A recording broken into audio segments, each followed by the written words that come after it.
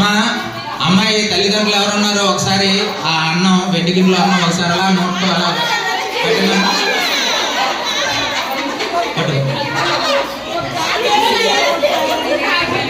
ఓం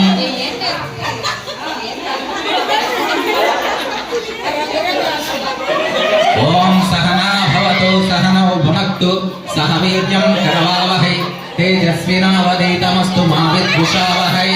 ఓం శాంతి శాంతి శాంతి. అన్నపూర్ణే సదాపూర్ణే శంకర ప్రాణవల్లభే జ్ఞాన వైరాగ్య సిద్ధ్యర్థం భిక్షాం దేహి చ పార్వతీ.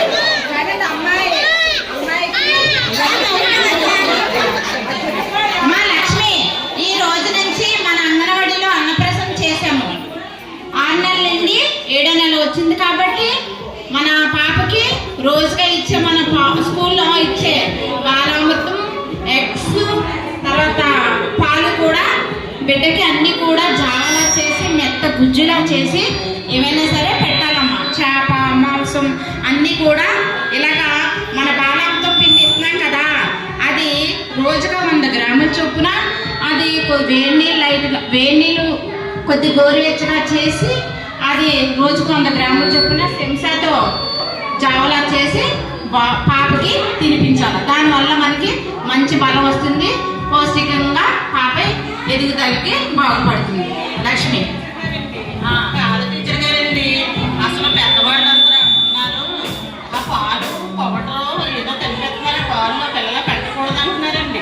అలా గుడ్డు పెడితే మధ్యలో ఉన్నది పెట్టకూడదు అంటున్నారండి, పిల్లలకు బాగోదని చెప్తున్నారండి. బాలామృతం పెడితే రోజు అదే పెట్టేస్తున్నావు, డబ్బు వచ్చేస్తుందని మేము శుభ్రం పెడుతున్నారండి. మీరు ఏం చేయాలి? లక్ష్మి అదేమి కాదు, పెద్దవాళ్ళు ఏదో చెప్తారు, అది మూఢనమ్మకాలు మనం నమ్మొద్దు. మన అంగన్వాడీ టీచర్ ఏదైతే చెప్తుందో అలా చెప్తే మీ పిల్లవాడు బాగా ఆరోగ్యంగా ఉంటాడు. ప్రతి నెల కూడా మనం అంగన్వాడీలో బరువు చూస్తున్నాం చూసారా, బరువు కూడా పెరుగుతాడు.